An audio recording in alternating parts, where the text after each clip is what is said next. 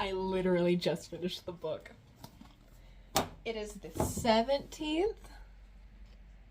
It is the 17th. Now you might be going, oh, good job, Haley. You read the book in 7 days. That's it. I read it in 3.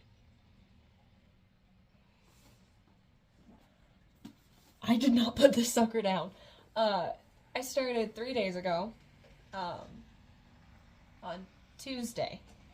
And I was like, okay, if I'm gonna read this book for October, how pathetic am I gonna be and be like, oh, I didn't finish it in October, like in that one clip where I was like, oh, we'll see if I finish it by the end of October or by the end of the year, as a joke, but also as like a mockery to myself for being unable to finish any other book.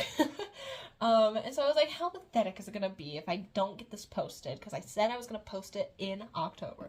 It's going to be very pathetic because I just editing this on March 18th of 2025.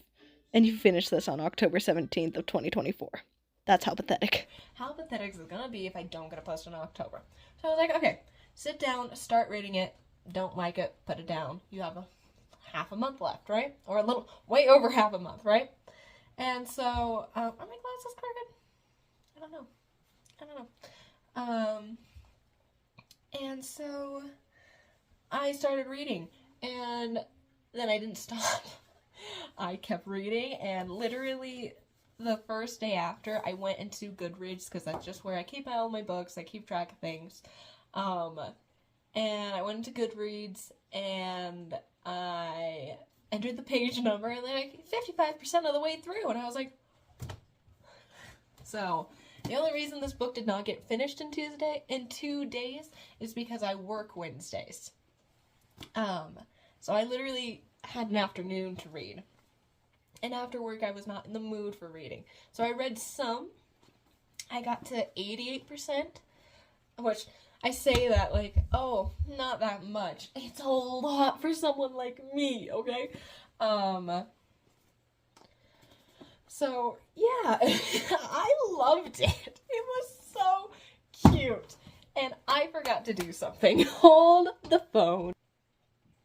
I had to buy a new book review thing because I've misplaced my old one. I have no idea where it's at. And so there are 2 sad parts about that. One, I have all of my quotes I wrote down that I love from this book written on my phone. And what's sad about that is I can't tell you them because I record on my phone. So here's a little segment of that.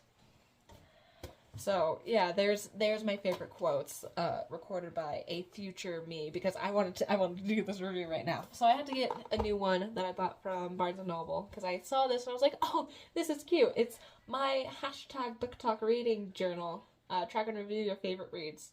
And I don't enjoy this one more than my other one. The other one's more in depth and leaves more space for everything. I'm sorry if you can hear the ducks. We have ducks. Anyway. But like it's cute. It's got the same like format kind of. I'm not gonna talk about my review because I did not fill it out because I literally filled it out just now because I literally finished the book, put my phone in the window, I was like, we're doing this right now. So we're giving my review right now. My favorite quotes parts, already put that in. My favorite characters. When I tell you that this man is so fine. When I tell you that this man. Okay. Like, you don't understand.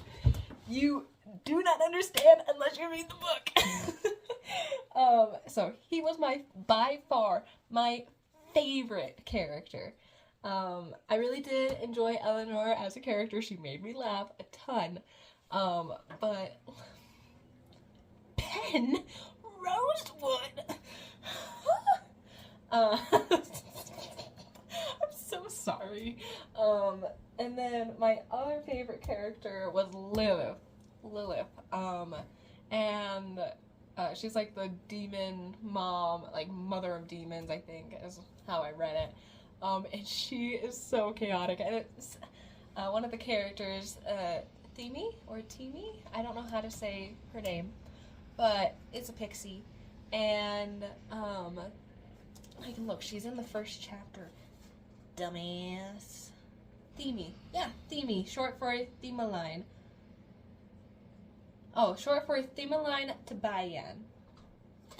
So yeah, Themi, I'm so sorry, Sarah Howley.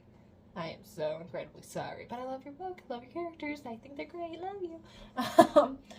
But Themi calls Lilith, describes her as the embodiment of the energy, hold my beer, and I love it. I love it, okay? Like, that's a great, my opinion, I think it's great to embody the, energy of hold my beer. That's great, in my opinion. Yes, Ben and Lilith, favorite characters out of, like, the whole thing. I also loved Ben and Gigi's, dad. He was funny. They didn't get a whole lot of, like, I want to say screen time, but would it be page time? They didn't get a whole lot of page time. But I loved their dad because he had this one line so I guess we're getting into spoilers now. So, or momentary spoilers. Skip to here if you don't want momentary spoilers.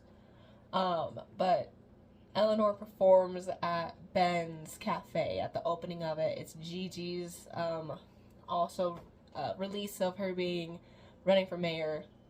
Fun stuff, right? And the parents show up, and they've heard about Eleanor, and he's like, "Oh yeah, you weren't planning on putting a stage in here for so." I've got something on my screen. For so long, and now suddenly, this new girl shows up, and you're wanting to put a stage in your cafe right away, and you're letting her be the first to perform. I was your age once. It was just typical dad behavior, and as a fatherless individual, I love to see it.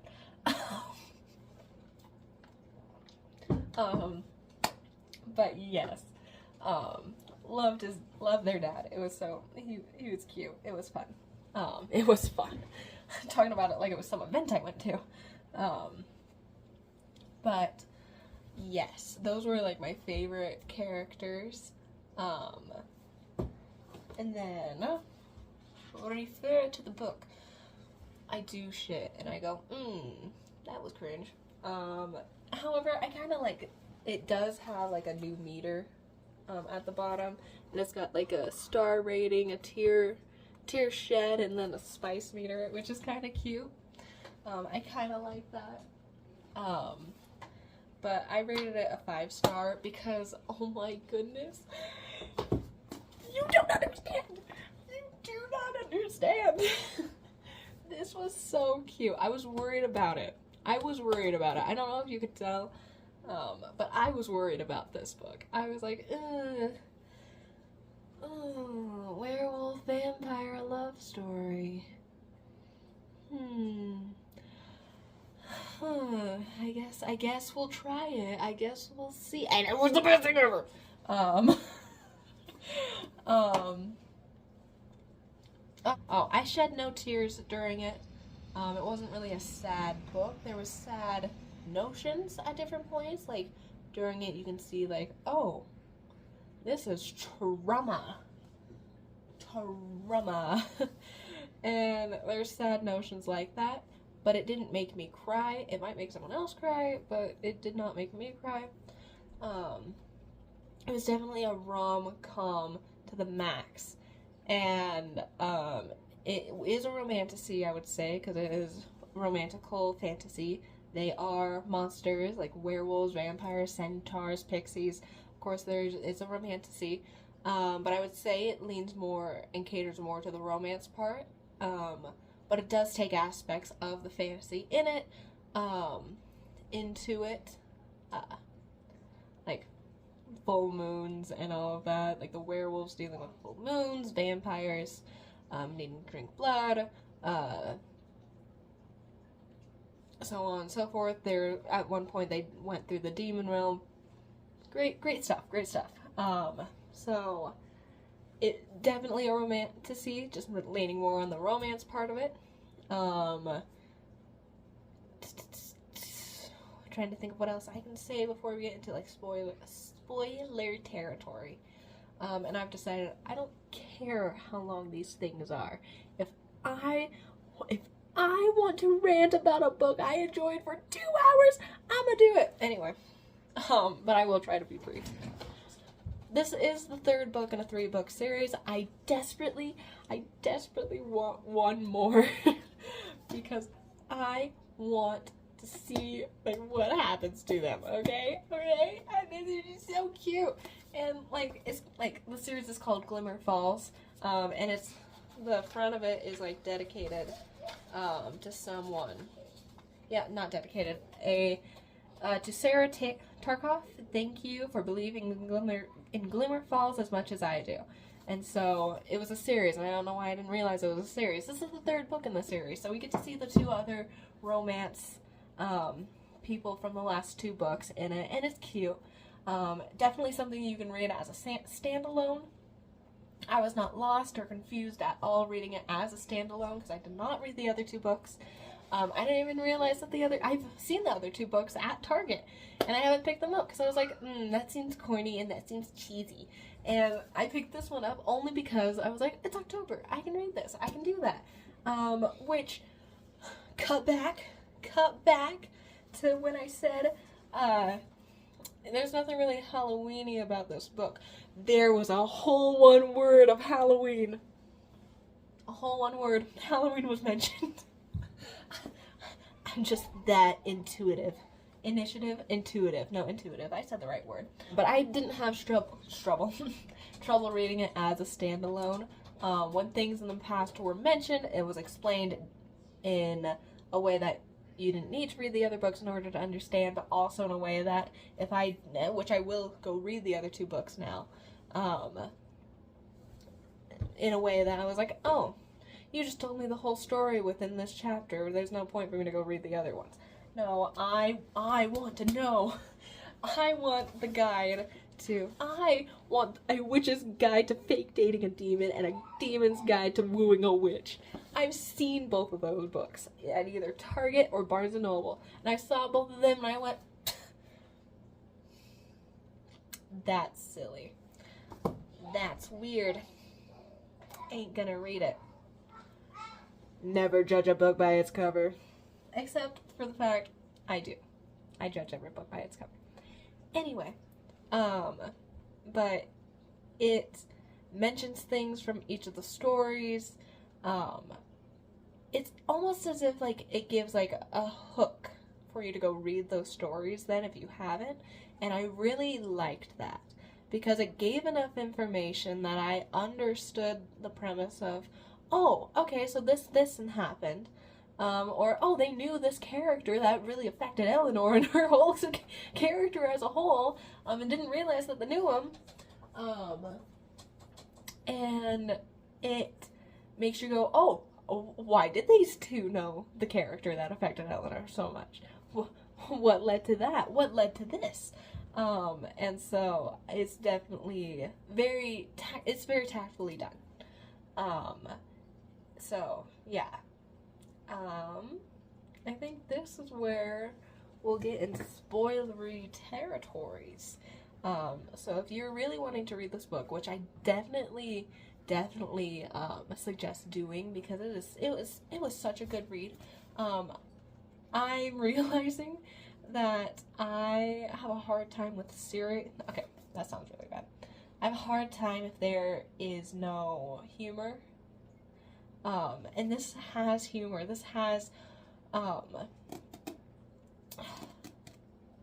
don't know.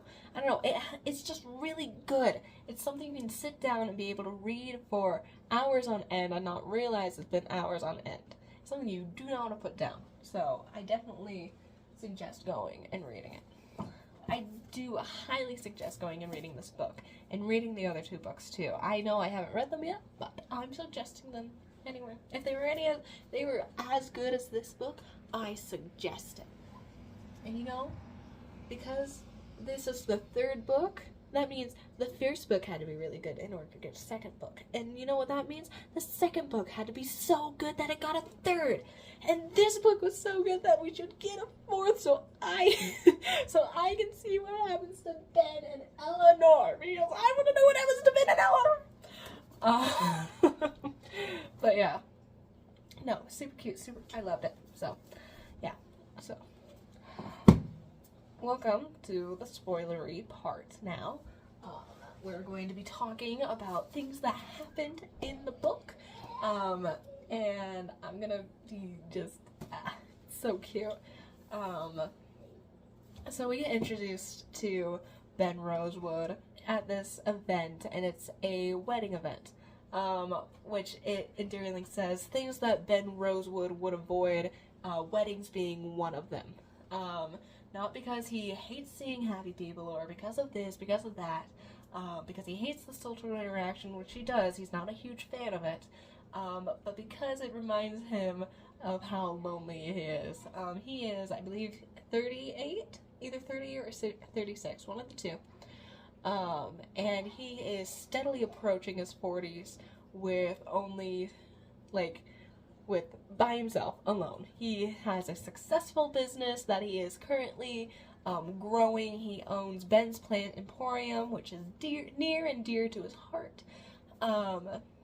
And he is currently having construction done to expand it into a cafe shop, and eventually building a stage in it for growing artists who want to share their talents, or share their comedy, or share this, that, and the other, okay?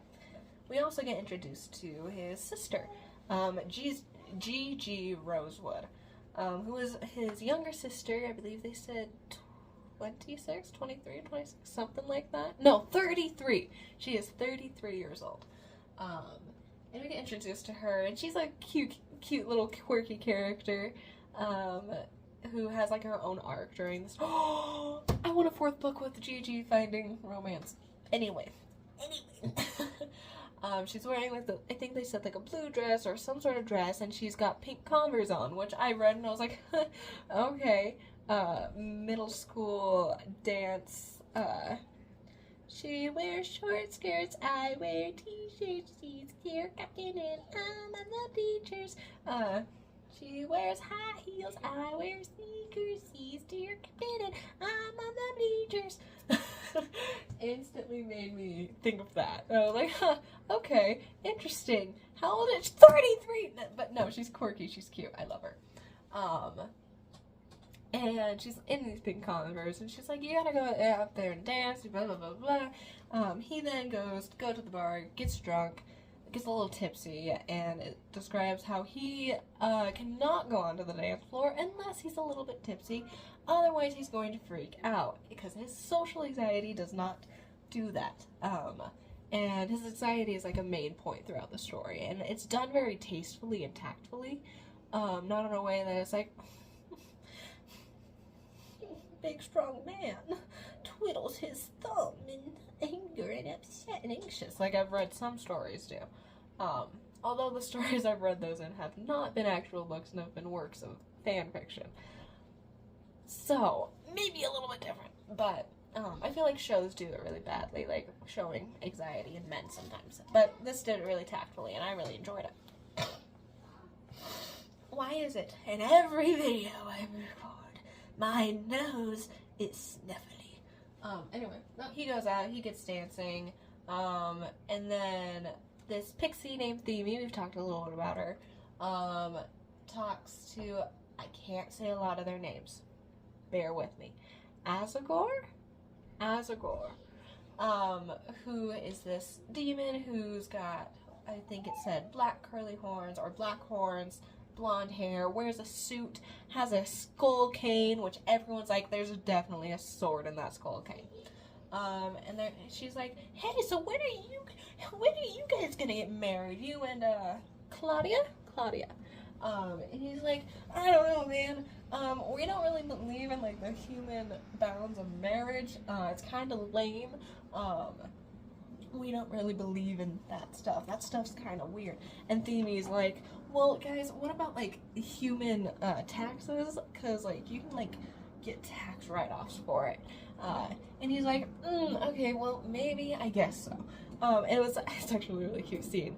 Those two, I believe, are from book 2, A Demon's Guide to something.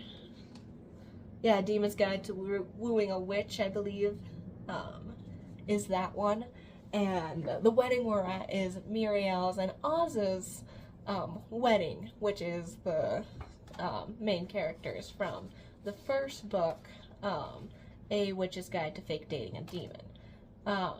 So, there's that context. And they're all a friend group also as well.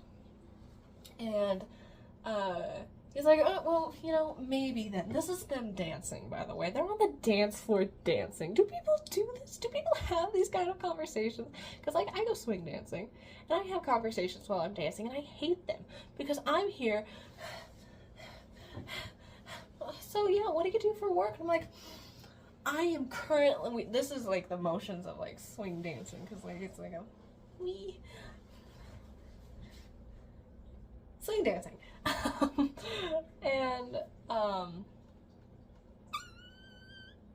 So do people actually do that when they're like, oh yeah, and then get a stinky leg out? Oh no. Okay, hurry it up. I am staying stagnant on one piece way too long.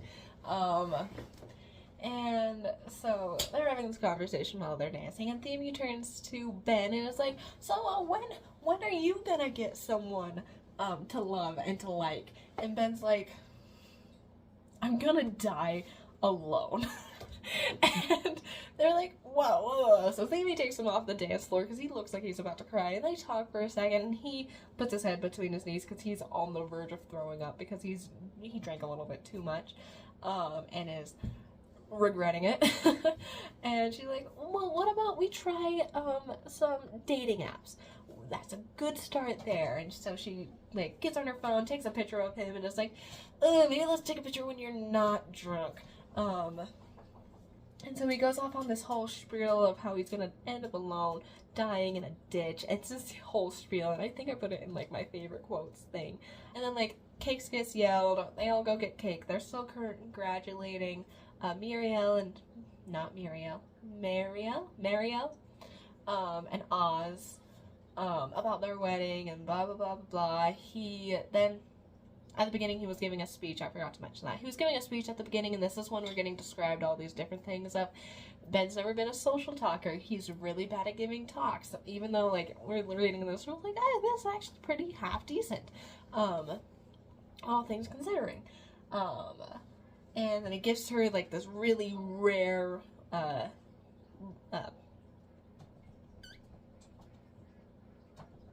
orchid.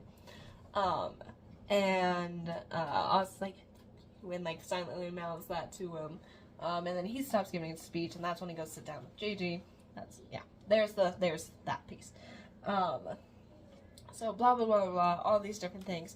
He goes home after the wedding drunk, and he goes online and like tries, and this is really funny. He tries to go on all these different websites for dating, and it's so funny to me because they like did these dating apps off of like actual like dating sites. Then he took a rideshare car home and threw up in a bush in his front yard. Feeling marginally better after vomiting, he grabbed a glass of water, changed into pajamas, and collapsed on his brown faux leather couch. Blurry-eyed, he grabbed his phone and started searching for dating sites.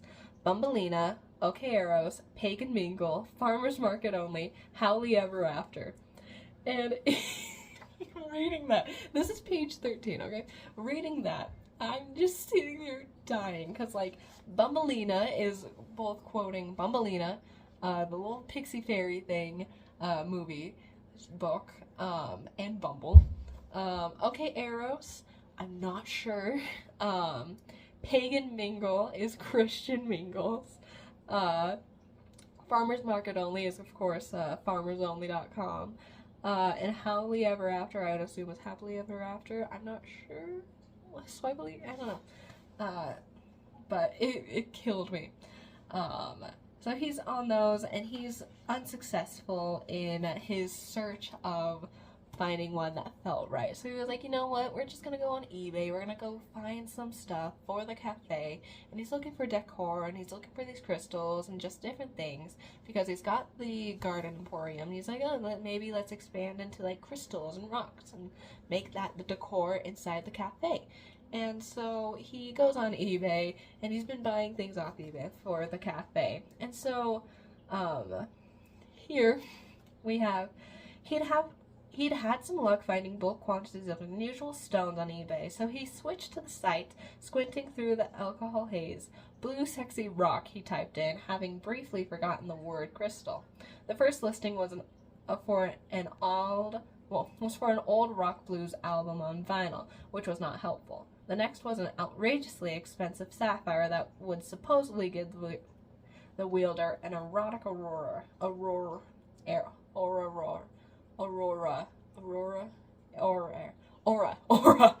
my goodness. Aura. He briefly considered it, wondering if he would have an easier time meeting women if he had an erotic aura, then decided it would be disingenuous to lure a woman in that way, even if he could afford it. The third entry gave him pause, and then he started to laugh.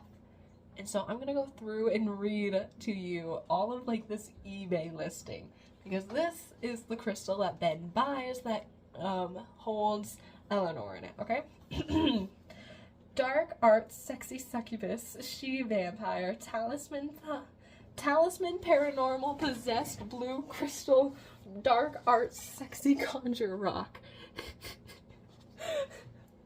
This is like dark vampire succubus. So succubus is spelt wrong, and there's multiple misspellings in this, and it's so funny.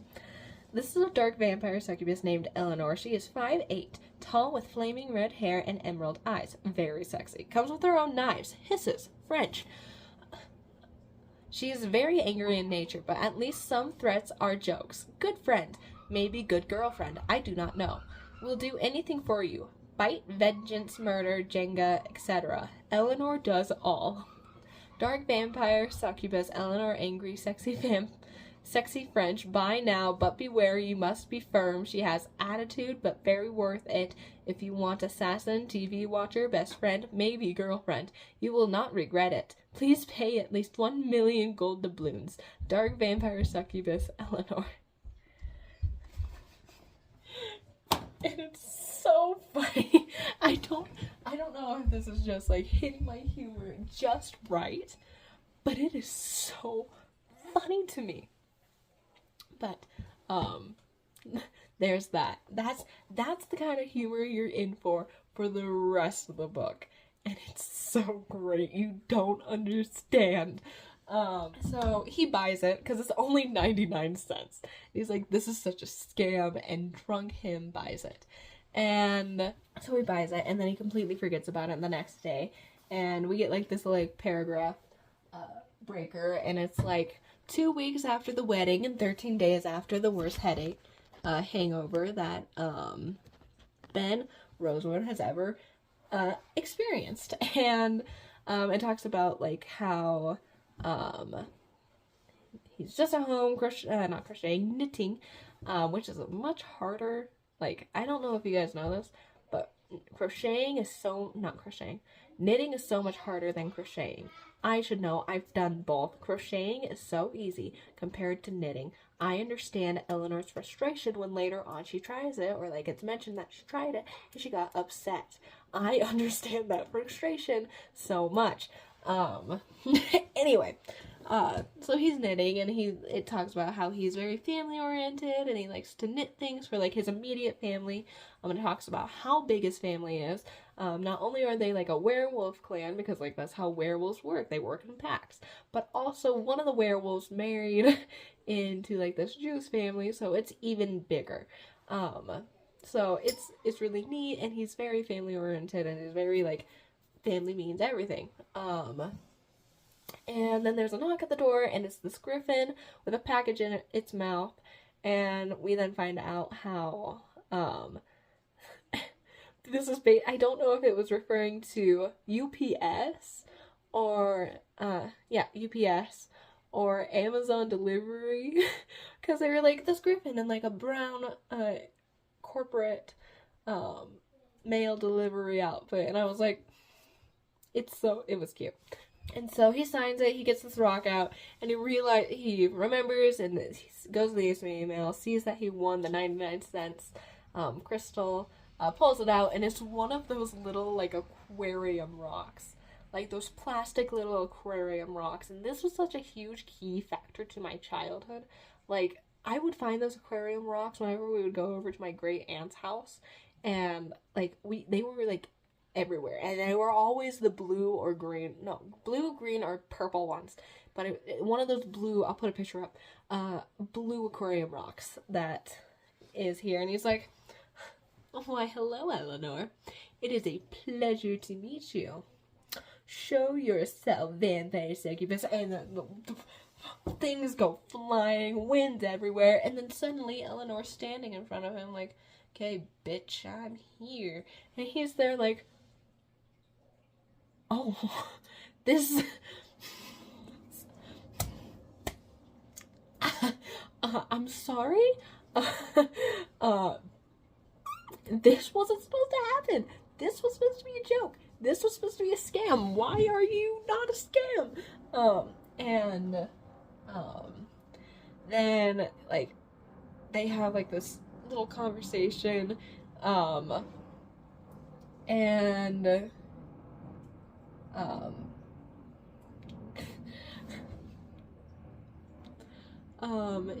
he's like, are you hungry? I can like make you food, and like, can you eat food, or do you need food? Is it blood you need? And she's like, food would be nice. And so he makes her a little sandwich, and he's like, do you need blood? She's like, oh, absolutely I do. And like, it gets explained a little bit that she's like a vampire, succubus, assassin, blah blah blah blah blah. She's angry and upset with him, and get this little spiel about how, well, if this is the new owner, that means I can go kill the witch in the woods that put me in this damn crystal and put the spell on me. He makes her a sandwich, she eats it, and he goes, okay, I'm gonna go get the blood, and she's like, well, can't I, like, he's like, well, maybe I can give a little bit to, like, satisfy her for a moment so that she stays, and I can go get this blood, and everything's fine so she doesn't starve. That's what a good host would do. And so he pricks his thumb to pour it into, like, this little shot glass so that she can have a little taste, and then he can go get to the store to get these blood packs. And as soon as he pricks his thumb, Eleanor is on him like flies on a rump roast, and like like thumb in mouth, she has him pinned, and like her like leg is wrapped around his thigh as like to immobilize the prey, to keep him still, and he's hard, and he starts grinding into her because it's like, whoa, and I'm reading this like, I did not think this through. I don't know why I didn't think it through. It's a werewolf vampire love story, and a succubus to be at that. I don't know where I was thinking, but it was done tactfully and tastefully. As someone who like doesn't like to read that stuff, it was done very tastefully, in as depth as it did get. And so he then like pushes her off or tells her to stop or something. I don't remember which one. I think he tells her to stop, and she like flings back because this is a command. And at this point in time, Ben doesn't know how this works, and I won't explain it until later. So she flings back and was against the wall, like other kitchen wall, and she's like, sorry. got a little out of control there. I apologize. And he's embarrassed because he was just humping his guest, because he got hard because she was against him and sucking his thumb, and there must be some sort of, aphrodisiac in vampire or succubus blood, because he was already a little turned on from her, but like full blown boom, when that happened. He was like, it's fine, I'm sorry, I did not mean to assault you, I did not mean to harass you, I'm sorry. And she's like, why are you sorry? I'm a succubus. I can sense that sort of thing. And he's like, I am so sorry. I will never be hard again. And just like, why? And he's just so embarrassed, and he's like, I'm gonna go get some blood. And so he's out of there. He's gone. He is in his car, going to the blood bank, already gone, or like going to this like little store called Necro Nom Nom Noms. That's the name of the actual place. It's like this like little like bank. It's like a drugstore almost. Sorry, coming from someone who doesn't understand how alcohol works. It's wine. Corner store? They have beer stores. What is a beer store called? This is gonna bother me. Anyway, goes to this like beer store. Wine store? Beer store.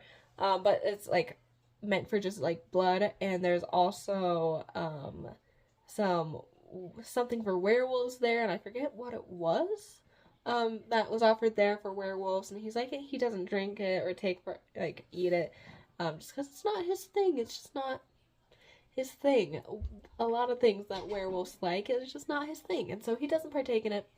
But he gets some blood for her, and he runs to a couple friends, and Eleanor decides to follow after him, and this is where we meet Lilith.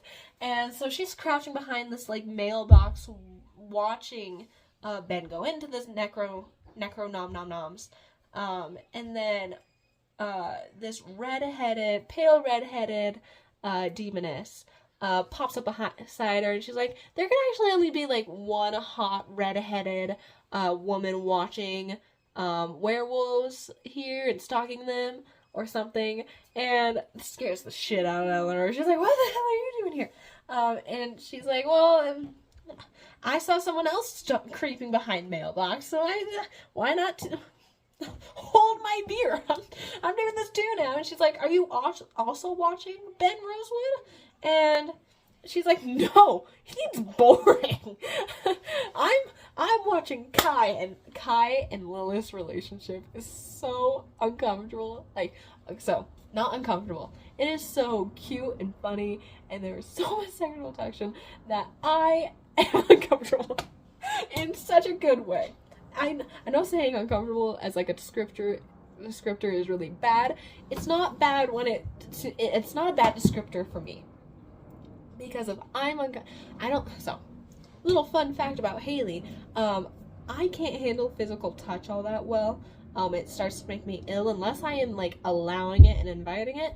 It makes me physically ill. Like my mom, when I was very little, my mom would braid my hair. That would make me sick. And like when she would like pop zits and all this stuff, it would make me physically ill and make me want to throw up. And so, I am a very touch-starved individual. And so if I'm uncomfortable, that means it's good writing.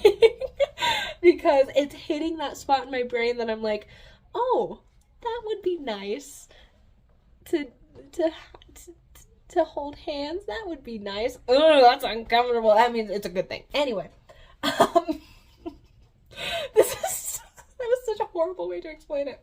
But they have a little chit chat, and then Ben comes back out. She drops behind it. Lilith goes to like this demon port or what. She's like, oh, it's time to go have sex with guy, and so she leaves. Sex was brought up so much, and it's funny, and I enjoyed it. It was good, but they go off. She runs back to the apartment. Ben comes back. He warms up the blood for her. She drinks it, and then. Oh, then he decides, hey, do you want to go to like a restaurant? And I'm sitting here like, he's gonna go, oh, it's that thing TikTokers do, and in my mind, I am really annoyed by it. Soft announcement? Soft? It was a dumb joke I made in my head. So they go out to this restaurant, they sit out on the terrace, and he's like, can you actually be in the sun? And she's like, yeah, I'm not actually full vampire, I'm just, partial, so I can be in the sun. And it gets explained to us throughout, like, this whole thing that 6 centuries ago she was entrapped in this crystal that has now turned into this little plastic rock, and that's very embarrassing. And she would go out and kill people for this witch in the woods, and would occasionally be forced to watch Star Trek. And the last time she was out and about was when a 6-pack of beer cost 99 cents. Which is like funny little interaction is she's like, she's 99 cents, I can actually get you quite a bit. And he's like, 99 cents can't get you shit anymore. And she's like, she sold me for the same amount of a 6-pack of beer. And he's like, that was a month. And then she's like, well, how much does a 6-pack of beer cost now? And he's like, $10. And she's like, what? She sold me for 99 cents. Anyway, so they go out to this place to eat and to drink. And she tastes an IPA, and she's like, what is this gross, disgusting stuff? It's like, it's an IPA, it'll eventually get better. And then she smashes she finishes her drink, she smashes it on the ground, says, another, wench, wench, and smashes it. It goes into pieces. Everyone's looking at them. Ben's there like, what? This was a bad idea. I forgot she doesn't know the social standards of today's world. So that happened. She pins a guy to a wall, threatens to kill him, and then they leave. He throws a lot of money that was like way too much as like an apology, and then they leave. And she's embarrassed, of course, because she doesn't know the social norms all this time. He feels bad because, I just embarrassed her and, like, took her somewhere. She doesn't know anything. It's a bit of the whole thing. This is when G.G. Rosewood, so earlier when he was at the blood bank, or the blood at the Necro Nom Nom Noms, he gets a call from Gigi, who's like, hey, guess what? I'm gonna run for mayor. We've got a corrupt system right now with Cynthia being in charge, so I'm gonna run for mayor, and I think I can do it. And he's like, dude, like, the election is 2 months away. You're doing this right now? And she's like, well, I can still enter and start running for, like, 2 more weeks. I still have that much time period, and so I think I can do it. And he's like, why? This is a bad idea. And, like, his mind is full right now because he's got Eleanor at home. He doesn't know what she's doing. And so it's a busy, busy, busy time. And he's like, okay, fine. I guess I'll help you. And so they're on the ride home. He's in time skip. We're at home now. He's in his room, she's in the guest room, and he's on his phone with his sister who called him, and is like, Ben, middle name, what is it, Heath? I think it was Heath or Hearth? Ben Heath?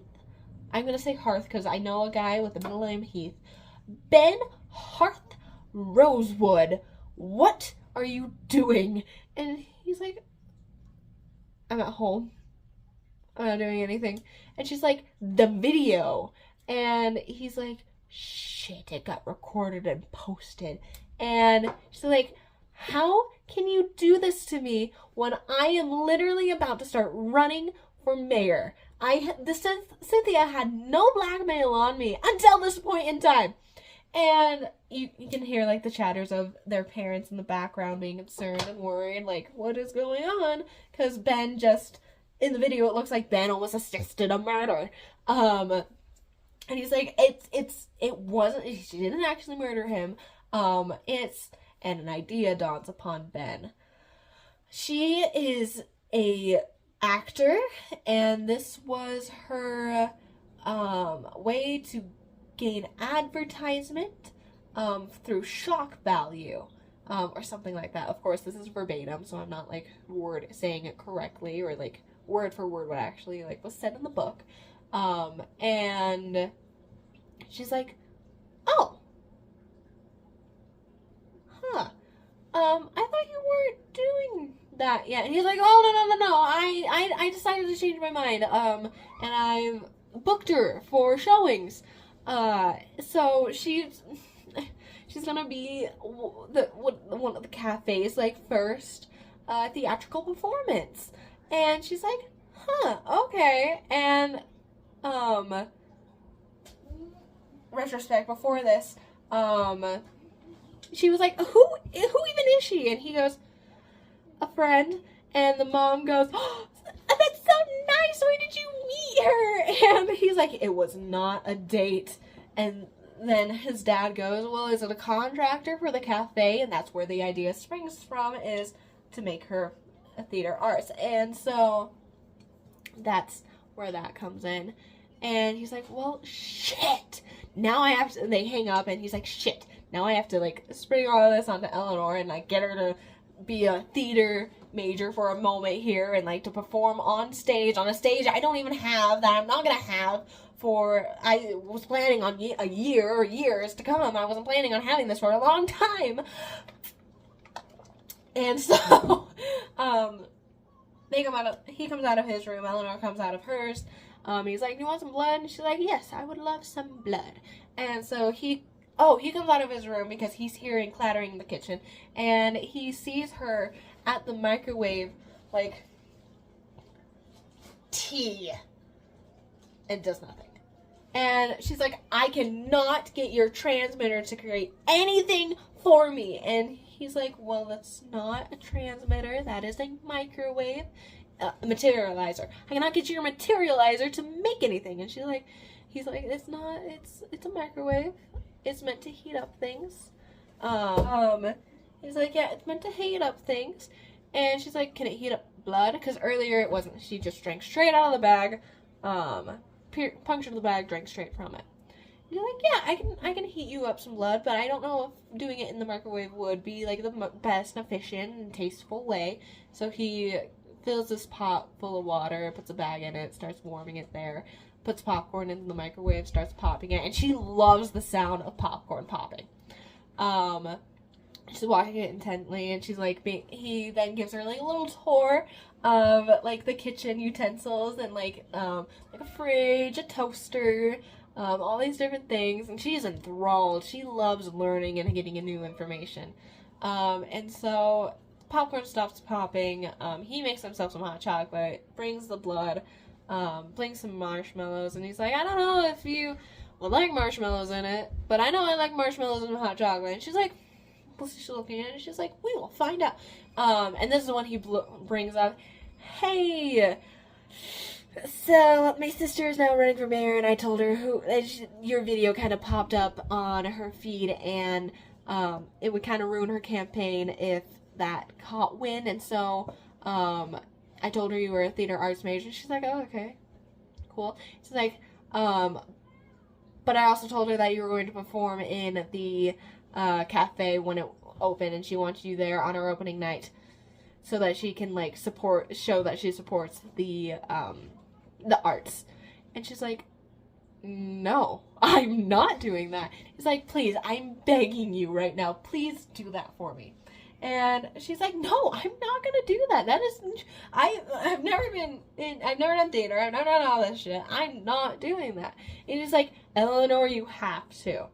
And she sits up a little straighter, and she gets pissed off, and she's like, fine, as you wish, as you command. And he's like, oh, sudden change of height. Thank you so much. And so she leaves. She goes to her room. And, it's like, huh, that went smoothly, I guess. And so she then starts planning this one-woman play.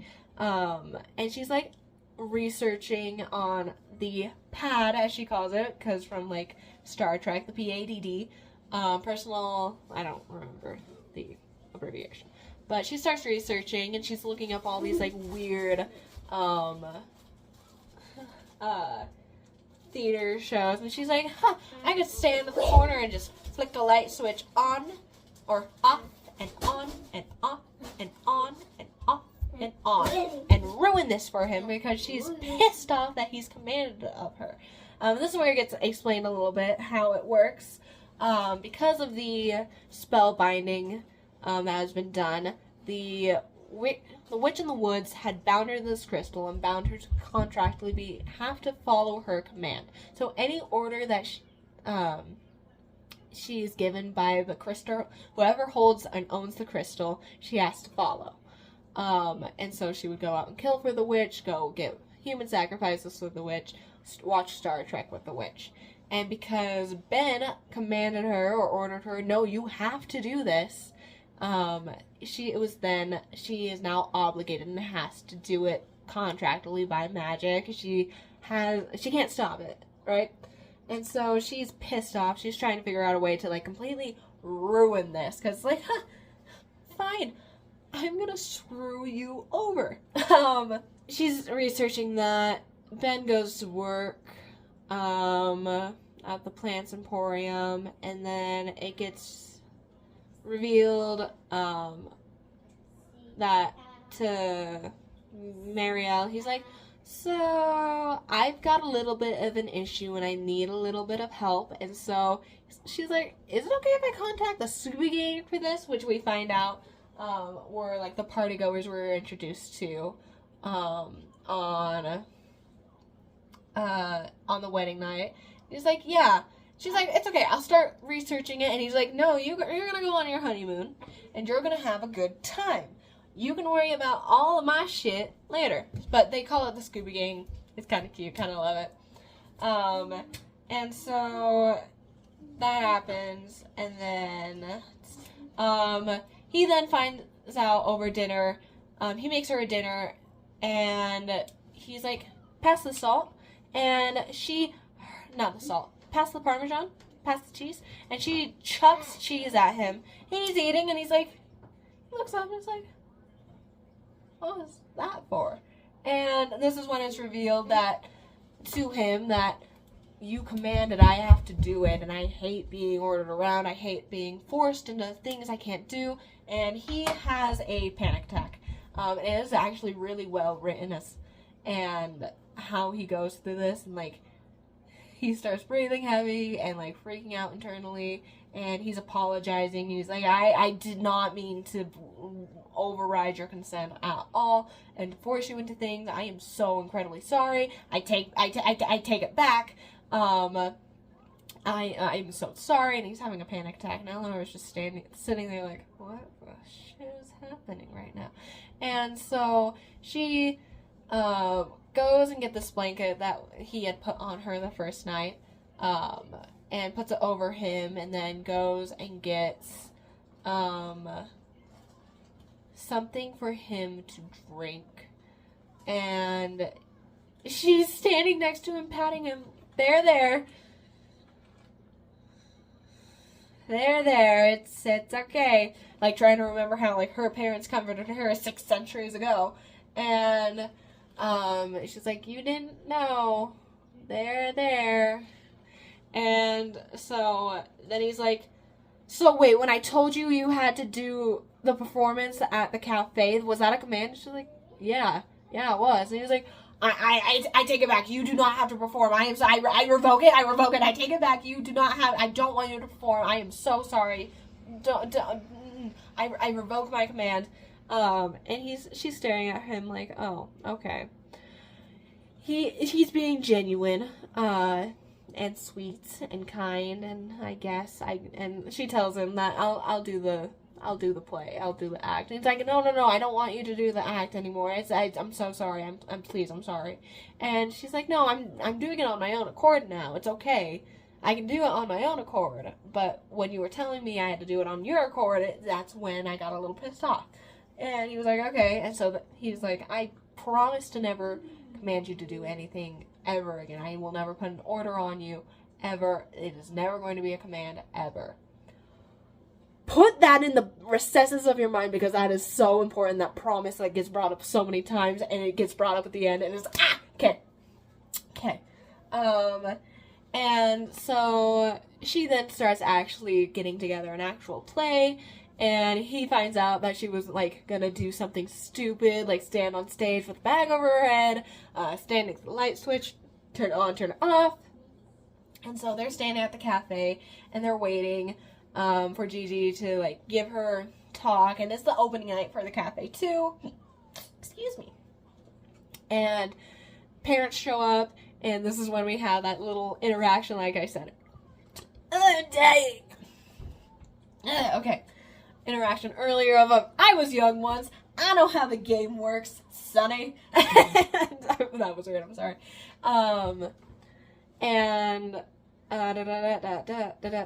Then Gigi gives her speech, and it's great. And then they're like, we're gonna have an opening act given by Eleanor, full name. I have a hard time saying her full name, so I'm going to avoid it. Given by Eleanor. This is going to be her first, this is opening act, first thing she's ever done. I'm forgetting the word. Premiere. This is going to be her premiere. So lights go off, and it opens up to her on stage in a black coat. She's dumping sand onto the stage, and she gives this earth, sand, death, life little spiel, and Ben's like, oh, I've heard this before. And then she chucks the sand into the front audience, and he tenses and is like, what is she doing? Why did she do that? And then she whips off her cloak, and she's talking about death and killing, and basically giving the rundown of I was held captive for 6 centuries and forced to kill and forced to do all this stuff. And she's in this very sparkly, pretty jumpsuit. And then Barbie Girl by Aqua starts playing, and she dumps blood on herself, and she's dancing, and then the music cuts, and she pauses, and she says something, gives this whole spiel, and then the lights cut, and she's in one place, lights cut again, she's on the ceiling, lights cut again, she's hanging from the ceiling like Spider-Man, lights cut again, she's all over the place, and the lights cut one last time, she's standing on the stage, and she's says something, and she's and remember to vote for Gigi Rosewood, this coming election, thank you, and lights cut, and she's off stage, and Ben is standing there horrified and mortified, like several other people in the audience are, and then they start clapping, and so he does too, and he's like, that's a good sign, clapping is a good sign, and then he thinks some people have left, and he's worried, and he's like, well, shit, okay, this is fine, we can recover from this, and Gigi comes up next to him, and is like, what the hell was that, Ben Harth Rosewood? And he's like, I have no clue. I gave her free reign to do whatever she wanted, and this is what she did. I am so sorry. And as a centaur comes up and is like, I'm Cornelius. I am of the theater arts, crazy stuff, something or other. And that was phenomenal. People of Glimmer Falls have been too afraid to do anything like that in years, and that was so good. Can I speak with Eleanor? Because that was phenomenal. You've got my vote, basically, kind of conversation. And he walks away because Eleanor comes out, and she's got a nervous smile, and she's smiling, and people actually swarm her and give her compliments and applaud her, and he goes over there, and those two bust out laughing, what just happened? No way did he actually like that. And because it was really edgy, and it was I as a theater kid was reading it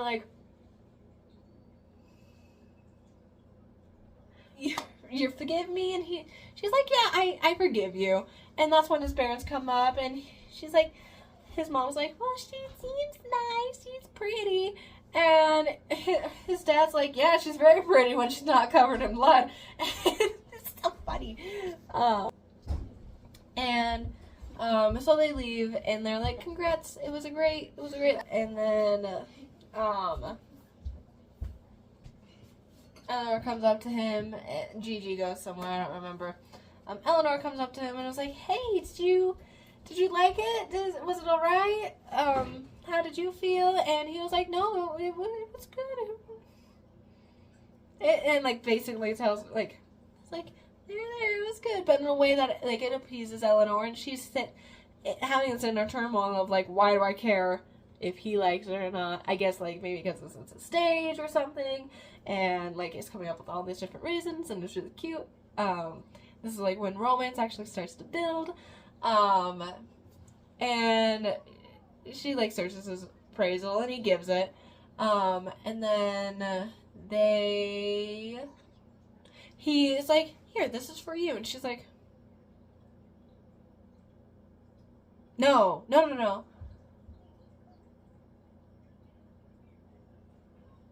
Retrospecting, going back,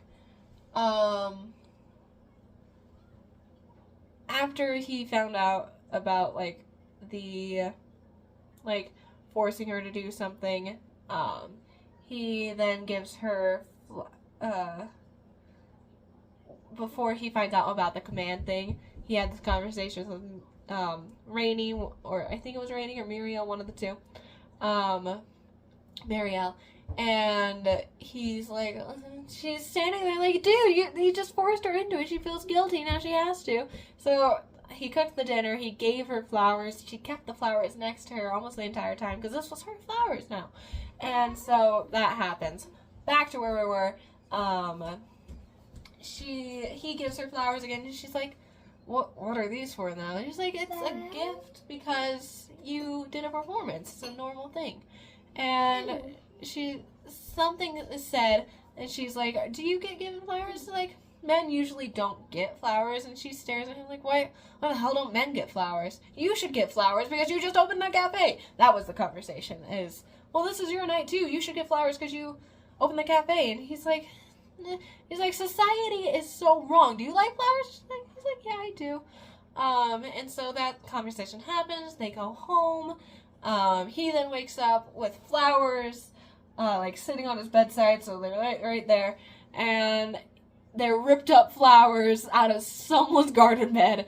And he picks them up and he's like, huh, interesting, okay. And he comes out to the living room, and Eleanor's already up watching TV. And she's like, I cannot believe this man cheated on his wife, and they have 13 children. I think it's, like, referring to that one huge family. And he's like, no, that's not, like, an action. That's not reality. That's not true. Like, this is reality TV. It's all an act. And, like, we get, like, his spin or, like, his view on, like, reality TV of, he's like, it's all scripted, and he's like, wait till you find, and she's like, why would they do that? Why would they fake something? And she's like, wait until you find out about The Bachelor, is what he tells her. And he's like, yeah, maybe I wouldn't mind going on The Bachelor, because he had to watch it with his sister, because it would all be scripted, and I wouldn't have to do anything, and I'm me sitting here, being an avid Married at First Sight watcher, I'm like, it's not all scripted. I hope. She's like, do you find the flowers? And he's like, I did. And she's like, do you like them? He's like, I do. Thank you. I really appreciate it. And he goes and he cuts off the ends because he's a gardener. He knows this kind of shit. He knows how to take care of a plant. So he like puts them in a little vase and he sets them up somewhere. And it's a little cute little moment. And then they have a moment where they're standing next to each other, and it is a new dawn, it is a new day, it is still the same book. I ran out of time the other day. I got a little bit too into yapping. Anyway, not the point. There's hair in my shirt. Good job. Anyway, but leaving where I had just, look at my nails. I did these myself, guys. Sorry, like, this one's starting to chip and doesn't look that great. But, look.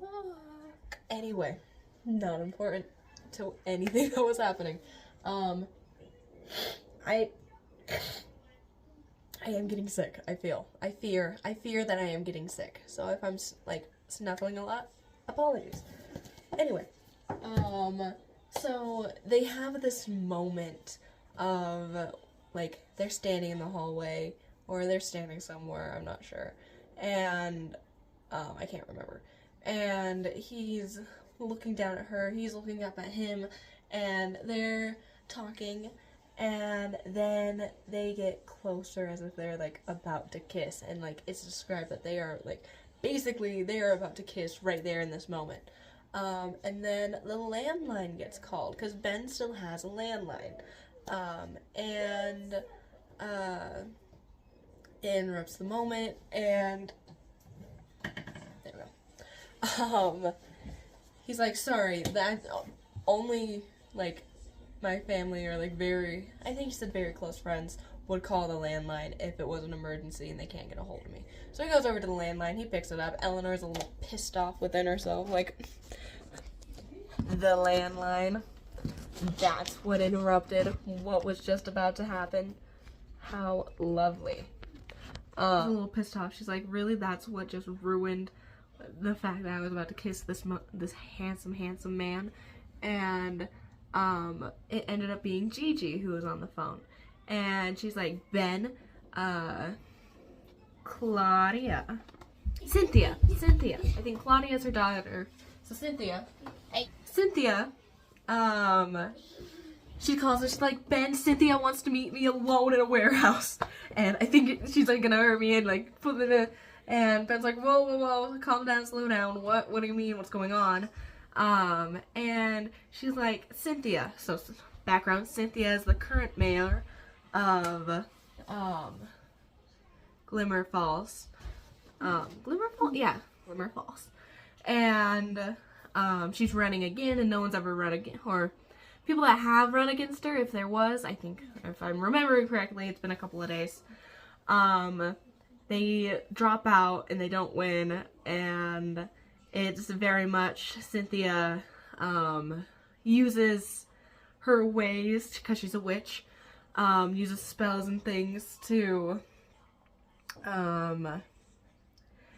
scare people into, like, dropping out. And so she's like, she's gonna do something to me, she's gonna try to get me to drop out, blah blah blah blah. Ben goes to say something, and Eleanor pops on the phone and is like, do you feel like you're in danger? Give me the address and I'll be there, I'll be your bodyguard. And Eleanor is like, not Eleanor, Gigi's like, Ben takes the phone back, and Eleanor's already off to go, like, get dressed in her bodyguard gear and get her, daggers and things like that. And so Ben takes the phone back, and Gigi's like, Ben, was that Eleanor, the, gal from the cafe the other night, the performance actress? He's like, it's not what you think. And she's like, are you sleeping with the performance actor from the cafe? He's like, it's not what you're thinking at all. Because she doesn't know. His friend group knows and have been told to keep it a secret. But she does not know. And so he's like, no, that's not at all what's happening. Let me explain, please. And she's like, oh, yeah, sure, that's not what's happening. And so they meet up outside of this one cafe. And Gigi's looking at them too, like, interesting. This is so interesting. And so they all start chit-chatting, and Gigi's like, me and you have to have a girls' night. And Ben's like, oh, yeah, that could be funny. And she's like, no, girls' night. This doesn't mean you, buddy. just like, you know, because I was like, she can get to know her. And Eleanor's like, yes, please. And Eleanor's in her mind, like, can't think of the last time she's hung out with someone that doesn't have the, like, ability to command her. And so while she knows that Ben's promised never to do it again, there's still that hesitancy of, well, what if he did? And so she's like, yes, absolutely, we need a girls' night. And then Gigi's like, so do you have any bodyguard experience? I mean, not that I'm questioning you, but like, you're an actor. And so Eleanor, not being aware that Gigi doesn't know, looks to Ben, is like, you didn't tell her? And he's like, well, you know, it's a lot was going on. And Gigi's like, huh, didn't tell me what? And so Eleanor basically explains the whole thing, and Gigi's standing there like, you bought a what? Huh? And so they're having this conversation, and internally Eleanor's like, oh no, girls' night is off. And so she like figures out something to say that like gets girls' night back on, because Gigi's reaction to her actually being like an assassin and having murdered before was like, oh no, what? You've done what? Why? And then the curse got explained to her, and so that it then explained to Gigi why Eleanor was staying with Ben and why the whole theater thing went on and all of this stuff. And she's like, you lied to me. And I think at one point, I think in this argument, if I remember correctly, this moment, Gigi kind of freaks out on Ben. But I was like, no, dude, like, he was under a lot of stress. And Gigi was like, are you under a lot of stress? Like, I can take some of that responsibility. And he's like, no, I'm fine, I'm good, I'm grand. And Eleanor looks at him, and it's like this look of like, she understands the look because she's like, understands it because it's like the look of like pride being hurt, of not being able to want to say, hey, I can't handle it all.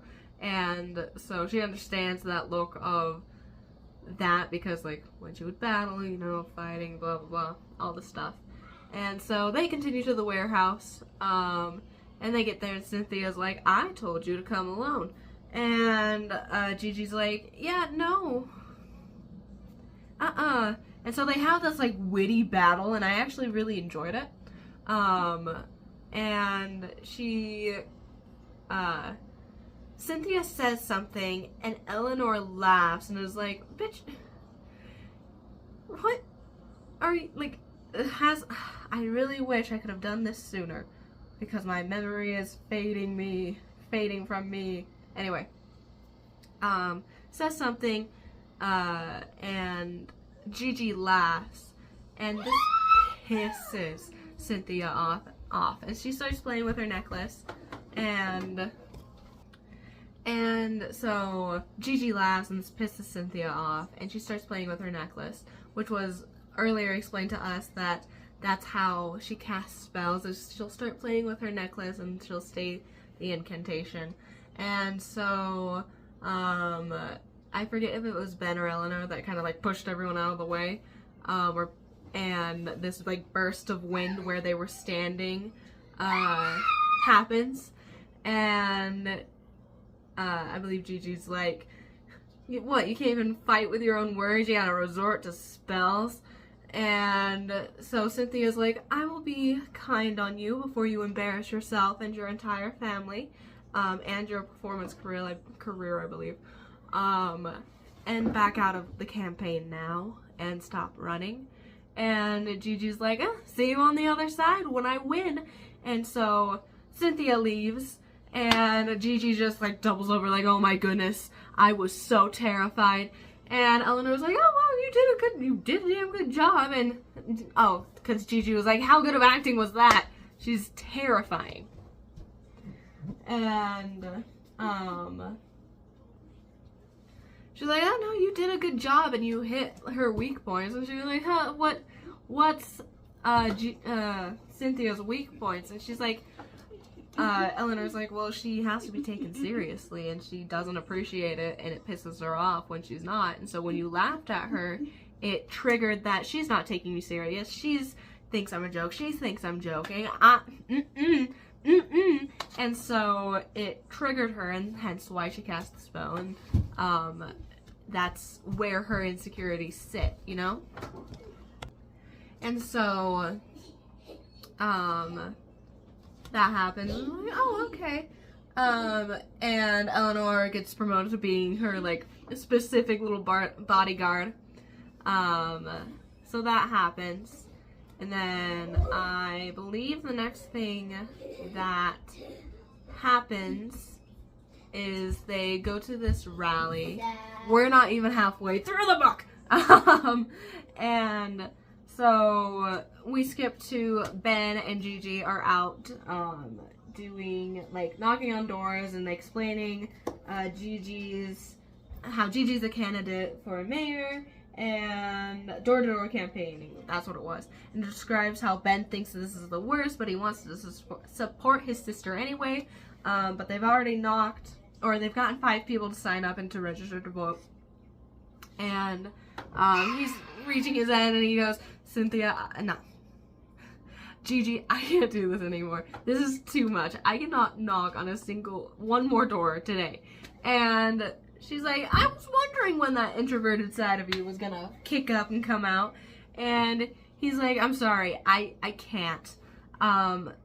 We can call someone. I don't want you doing this alone. And she's like, yes, because I become a candidate and want to be mayor. I can't shit alone and wipe my ass. And, like, literally, that's what she says.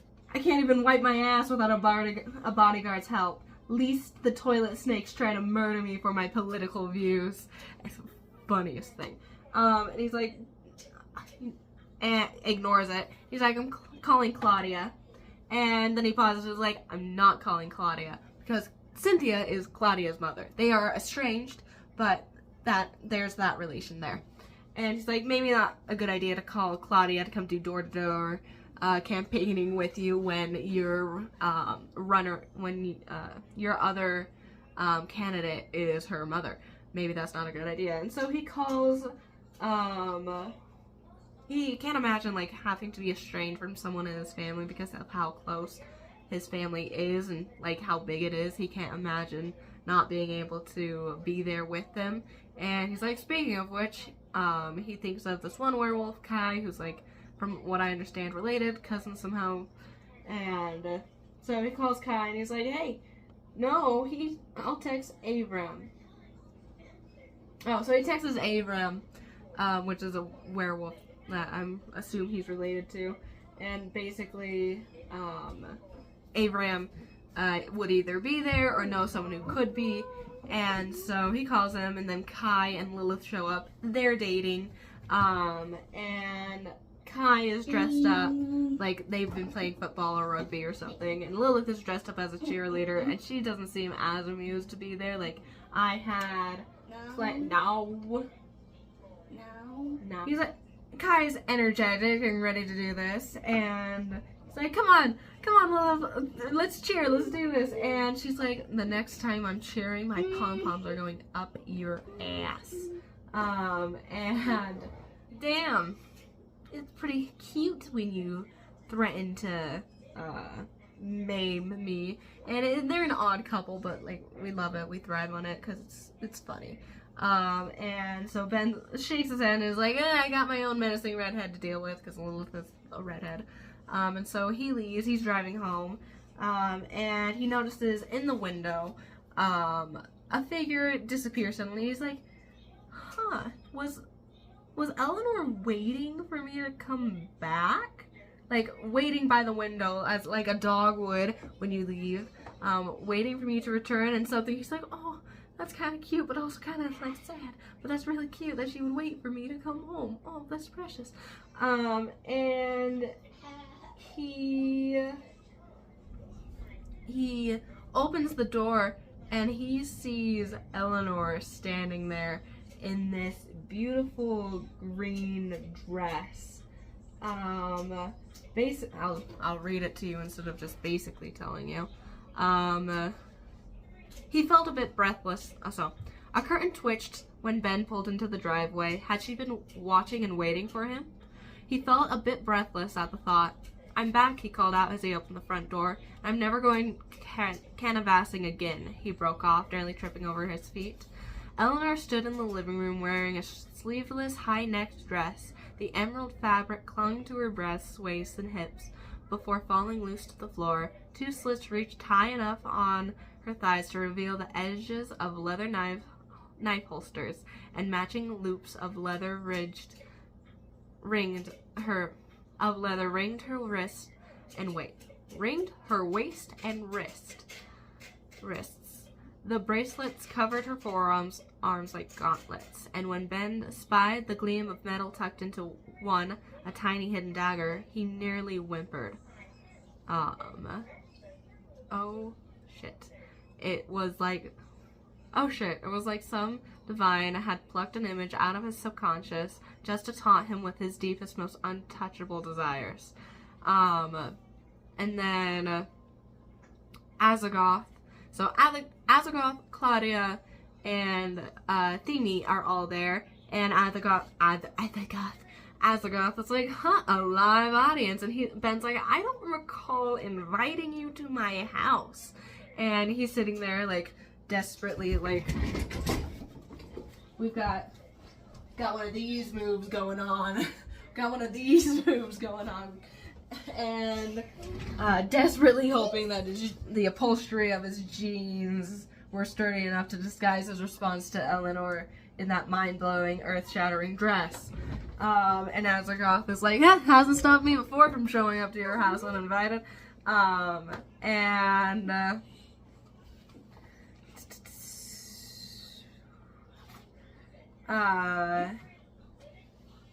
Themi's like, "So, what do you think?" And Ben's just staring wide-eyed and unable to answer. We then get like descriptive of what he would like Eleanor to do while in that dress. He tried not to ogle her because staring wasn't very gentlemanly. But now that he was asked to stare, but now he was being asked to stare, so his cheeks hot and palms sweating, he did. The green fabric was the perfect contrast to her pale skin and flaming hair, which hung unbound and waving to her waist. When she shifted, the fabric whispered, exposing more of one creamy thigh. The holster was digging slightly into her skin, and for a mad moment he contemplated unbuckling it, possibly while she held a knife to his throat, and then soothing the pink marks on her skin with his lips. And Azagoth is sitting there sitting there watching him, and finally speaks up and is like, "You think he had a stroke?" And Ben then comes back to, and he's like, "It's a dress." And Eleanor gets slightly, Azagoth. I know I didn't put him as one of my favorites, but he's got some witty remarks, and he's like, "Spot on," Azagoth drawled. "I knew werewolves had heightened senses, but your power of observations are unmatched." And Eleanor, gets a little bothered and is, a little sad. It's like, "I told you guys he wouldn't like it," or, "I knew," or when he doesn't like it. And Claudia's sitting there like, "I don't think that's the issue right here."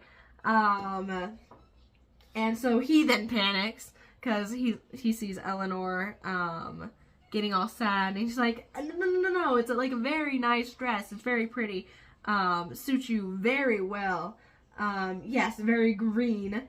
And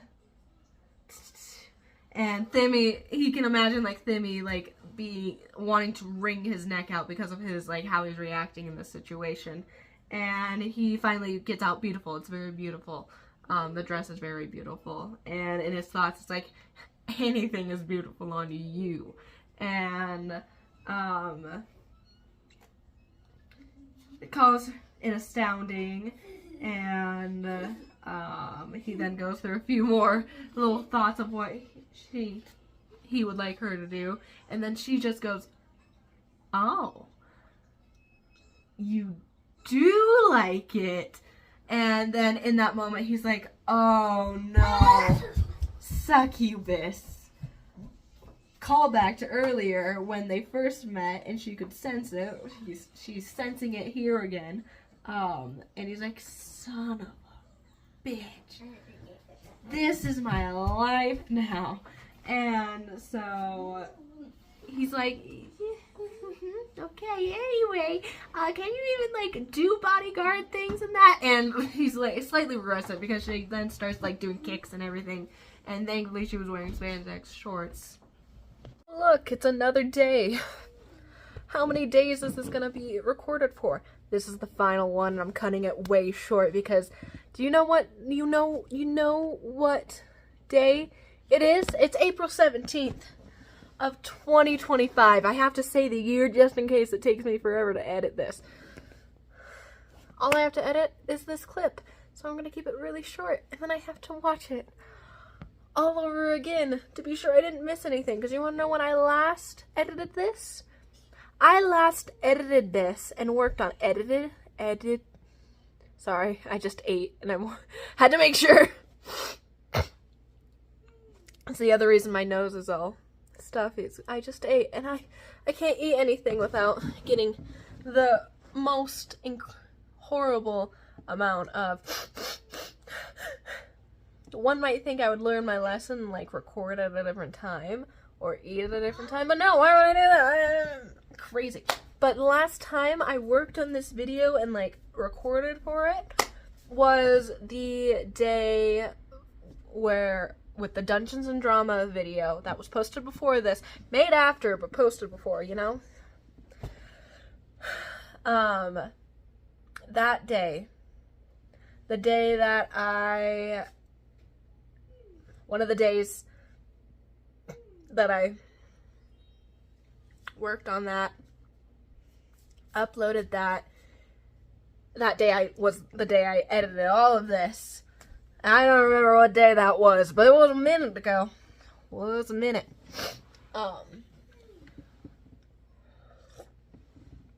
This one's empty, this one's empty, this one's my brother's.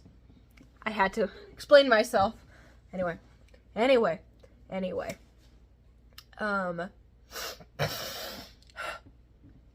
So, really quickly, in the next clip, you're gonna see me, like, try to explain what happens. But Haley doesn't remember what I put in that clip. Maybe I should check, but, you know, I'm gonna leave it in because it's like 5 seconds and then one of my brothers walks in through the door. It's really awkward. Anyway. So he's like, "Oh, wow, that's so pretty. Can you even do stuff?" And she starts doing all these, like, flips and kicks and shit. And he's like, "Oh, my goodness.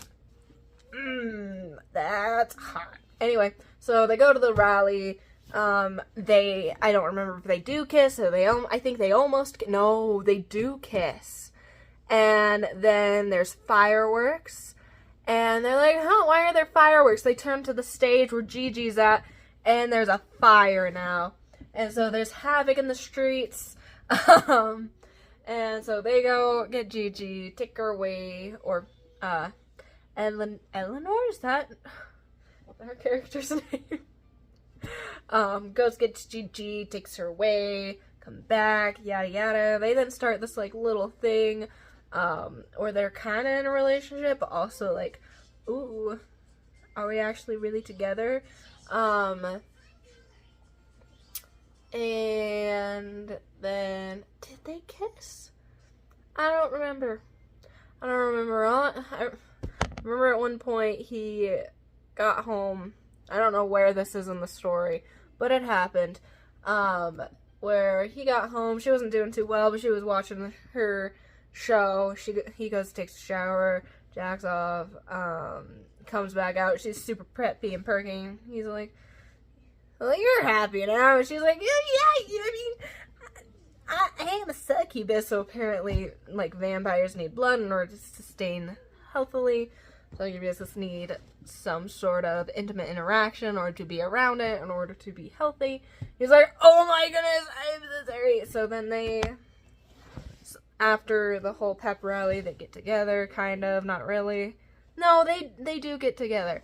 Man, I am shiny. Anyway, they get together.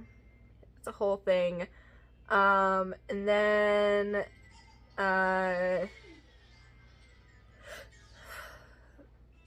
they end up being able to get in contact with the witch and figure out where she's at. They try to go to the witch, or something. Which ends up being someone that one of the friends know that they had to deal with. Shit's crazy. She's out of her mind. She's kind of a little not right in the head. She thought they were friends. They weren't actually friends. Yada, yada, yada. They go over to the cabin in this woods. They're miles away from the city, by the way. They're miles away from where they've been staying. And so they go to this, and they're like a day away, and they've had this thing where it's like, we're not gonna have sex, we're not gonna go that far. I'm sorry.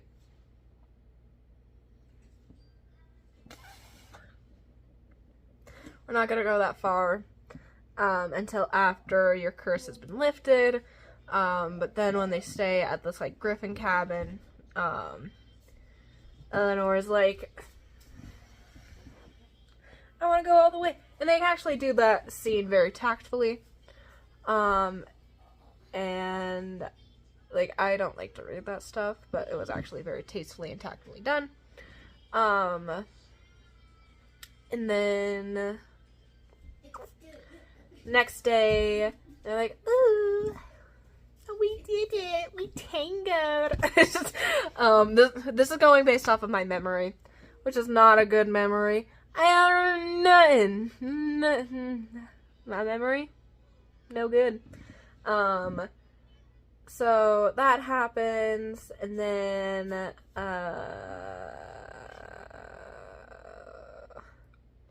next day, they go to, the witch's hut in the woods, and they try to strike some sort of deal to get Eleanor free, and as she's, like, going to step closer to this witch,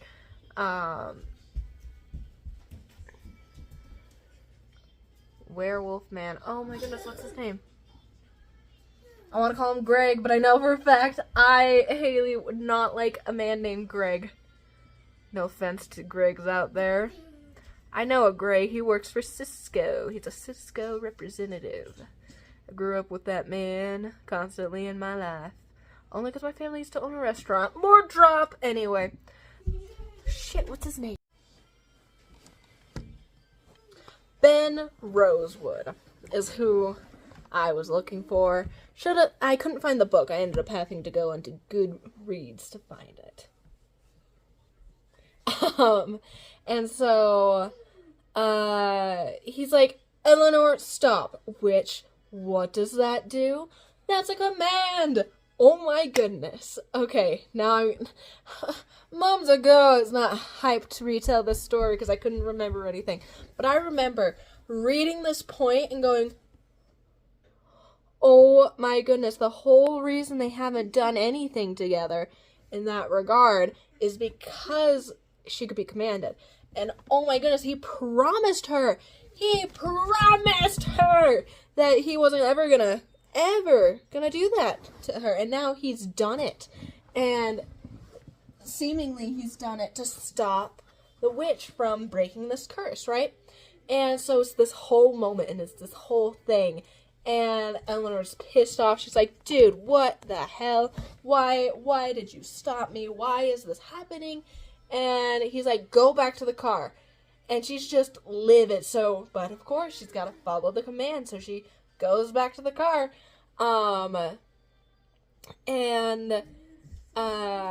She's like, you know what? I followed the command. I stopped. I went back to the car. I'm leaving his ass here. And so she drives off. and Ben Rosewood does not know. So he's like, oh, shit. We then see it from his point of view that, oh my goodness, she was gonna stab Eleanor, I believe, was what was gonna happen. If I remember correctly. Some harm was gonna come to Eleanor. And, because apparently the witch was gonna stab her, and so Ben goes to try and find her, and that's when, like, Lilith shows back up, and she's like, bitch, you're dumb, to Ben. And so, a bunch of stuff happens.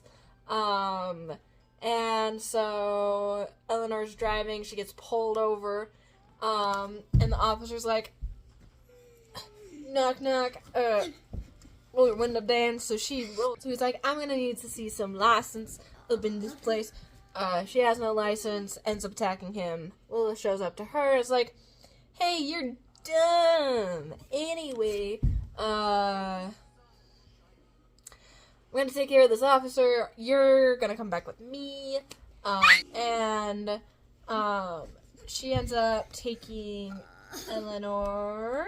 Right? She takes Eleanor? Yeah. Back to the home, and at the house there's like a whole banner and thing, and like saying, I'm sorry, Eleanor, or something like that, and there's something else that's like, she's trying to kill you. But they go to some other political thing for Gigi. And Ben's like, listen, I'm sorry. I have a gift for you. Okay? And so he takes her out to the car. And who's tied up in the back seat? The witch. I'm gonna sneeze. And the witch is tied up. And I want to call him Asgore. Guy with the cane. Cool cane. And so they figure out a way to get her to break the curse, which is to get her to befriend Lilith, because all she really wants is a friend. And so Lilith's a crazy bitch, crazy demoness, queen of the demons, mother of the demons, I believe, if I remember correctly. And so they become buddies, even though I think the witch comes to regret that, but I don't remember. And then,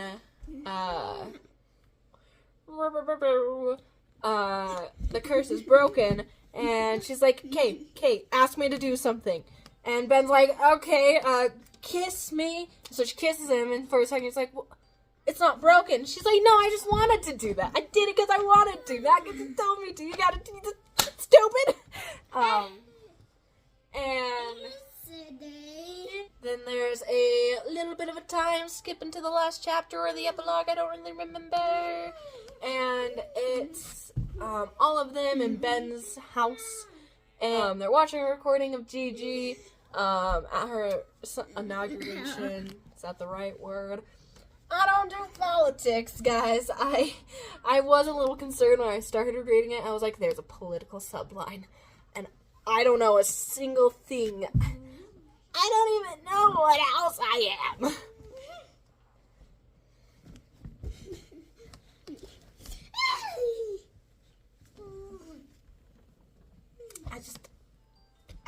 I don't do politics. Anyway, but the story doesn't even, like, carry any sort of, like, it has, like, political, like, anyway, anyway, so they're watching this thing, and it's, like, kind of going on about how, like, the time frame that we've had now. Ugh. Nasty. Time frame that we've had now. Cynthia, or whatever the other opponent was in it, she ended up being arrested, I think, because she went crazy because she didn't win. Gigi ended up winning the election. Ben's Cafe was doing good, and him and Eleanor are together. And Ben no longer has to live that bachelor lifestyle. But, yeah, ended really cute, really good. It ended in a way that I wish there's another book. I hope there's another book. But it ended in a way that I wish that there's another book. I hope there's another book. Because if there's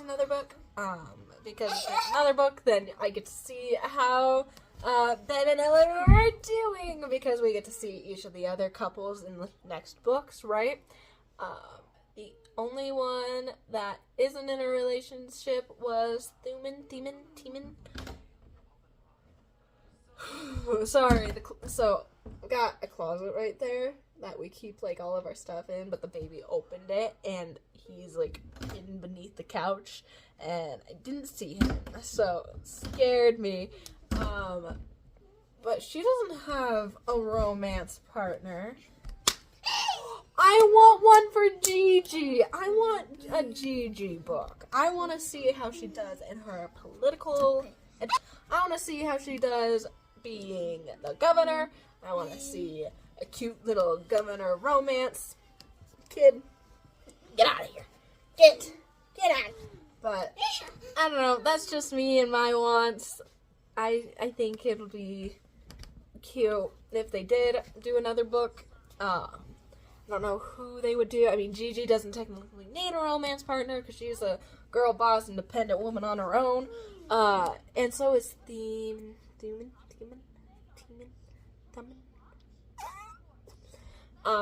They're both girl bosses that don't need no man.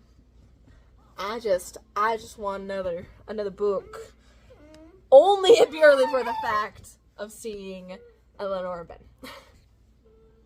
That's just me. I need some more Ben content. Is all I need. And I wonder if in the other books if Ben's there. No, that might be something I gotta look into. Because I have not read the other books. I want to, but I haven't read them. But yeah, I really liked it. I'm gonna say some stuff in the next clips. I forgot what I say. If I didn't do an outro, I'll be back. If I did do an outro, then guess what? You won't see my ugly face again. Except you will in the next couple of clips. But you won't see it in this outfit. So, yeah. I really like the book. Definitely recommend. Boom, boom. They end up hooking up. And then she gets pissed off because he's like, no, don't do that. Because she didn't realize that... Hold on. She didn't realize that the witch was casting a spell to hurt her. I don't remember what part of the story I was at when retelling the story, because it's been months now. It is now March 6th. It's been months since I started recording this video, and I can't remember where I'm at in the retelling, okay? So, nor can I remember a whole lot of details. I remember I lacked the book. 5 out of 5 is what I gave it on Goodreads. But she gets pissed off. Hi. Don't talk to me! I didn't do an outro. Yeah. Hopefully in the future I don't make as long as videos, and hopefully in the future I also don't take forever to upload them. But who's to say it is me? Sorry, my rolling chair almost rolled out from beneath me, and I almost died. But yeah, hopefully you enjoyed this chaotic, not put together at all video. Hopefully in the future I'll be better about doing this. Yeah! Thanks for watching this far, if you got this far. If you did, I'm genuinely surprised and very proud of you. Anyway, get lost in fantasy, I believe, is my outro. And I'll see you guys in the next one. Yeah, okay. Bye, guys.